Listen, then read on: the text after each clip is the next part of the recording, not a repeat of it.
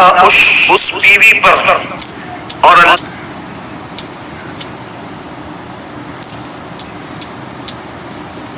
اس بیوی پر اور اللہ کے سارے فرشتے پوری رات لعنت کرتے ہیں.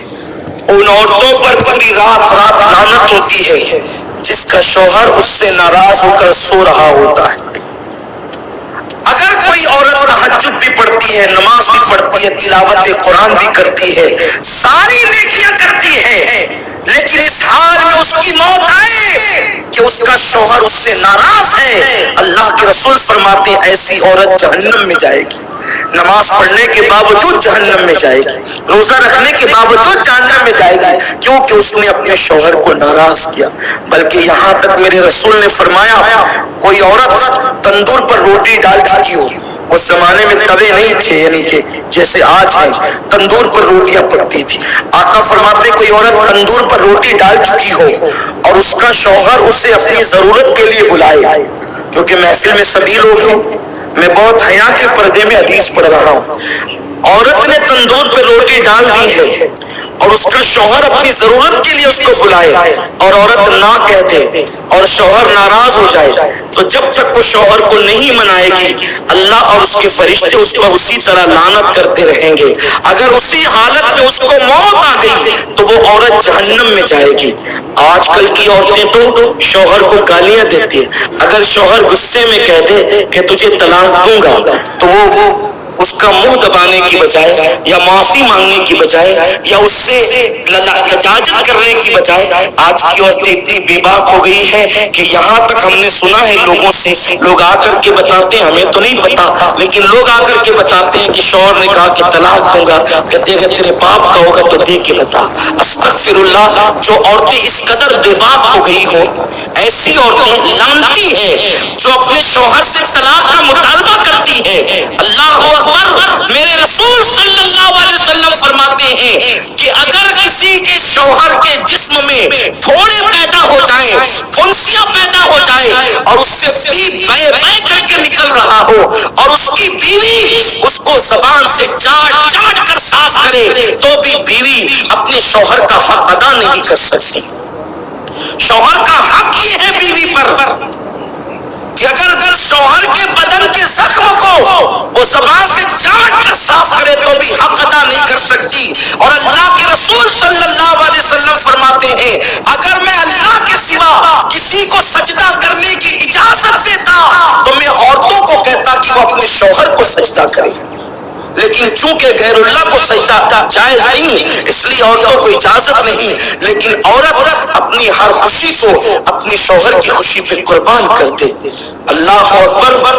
اگر شوہر کہہ دے تم نے اسٹور نہیں جانا تو وہ دن بھر عورتوں کا موڈ آف ہو جاتا ہے. شوہر کہہ دے تم نے ماں کے یہاں نہیں جانا تو جھگڑا کرنے لگتی ہے عورتیں. پتہ نہیں یہ عورتیں اتنی بے باک کیسے ہو گئی. جن عورتوں کو شوہر کو ستاتے دیکھو سمجھ جاؤ ان کا ٹھکانہ جہنم ہے. اللہ کے حبیب صلی اللہ علیہ وسلم فرماتے ہیں کہ میں نے جہنم میں سب سے زیادہ عورتوں کو دیکھا کیونکہ عورتیں اپنے شوہر کی ناشکری ہوتی ہیں، یعنی ان کو ہر دن ہر چیز ملے اور کبھی نہ ملے تو بس ان کا ایک جملہ تو یہ آپ سن ہی لیں گے کہ جب سے اس گھر میں آئی ہوں مجھے کبھی خوشی نہیں ملی، جب سے اس گھر میں آئی ہوں میرا مطالبہ پورا نہیں ہوا. حالانکہ ہر دن پورا ہوا. یہ ناشکری صرف شوہر کی نہیں یہ اللہ کی ناشکری ہے اور ایسی عورتیں جہنم میں جائے گی. اور پھر ماں باپ بھی اتنے بگڑ گئے، اللہ رحم و کرم فرمائے کہ اگر بیٹی شوہر کا شکوہ لے کر کے آتی ہے تو ماں باپ کہتے ہیں بیٹی ہم کوئی فقیر تھوڑی ہے، ہم کوئی جو ہے وہ اتنے گئے گزرے تھوڑی ہیں. اگر وہ تجھے پریشان کرتا ہے اس کے بچے اس کے منہ پہ پھینک کر کے ہمارے یہاں آنا، ہم تجھے پال لیں گے. کیا 18 سال پہلے تجھے پالے تھے تو آج تجھے پال نہیں سکتے؟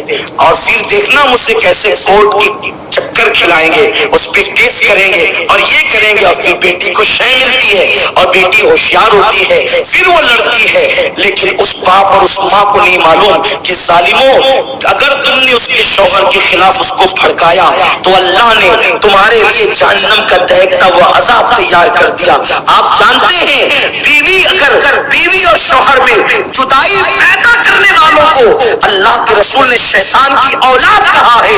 اگر کوئی بیوی اپنے شوہر کی شکایت لے کر اپنے ماں باپ کے گھر آئے تو ماں باپ کی ذمہ داری ہے وہ اپنی بیٹی کی تربیت کرے. نہیں بیٹی, وہ تو تیرا شوہر ہے, وہ تیرا سرتاج ہے. آپ جانتے ہیں ایک ماں باپ اگر بادشاہ بھی ہو جائیں, کروڑ پتی بھی ہو جائیں, تو وہ اپنی بیٹی کو قطعاً وہ چیز نہیں دے سکتے جو اس کا شوہر دیتا ہے, کیونکہ میرے رسول نے فرمایا, بلکہ میرے رب کا فرمان ہے لتسکنوا الیہا, کہ عورت بیوی شوہر کے لیے سکون کا ذریعہ ہے اور شوہر بیوی کے لیے سکون کا ذریعہ ہے. یہ ایک دوسرے کے لیے سکون ہے.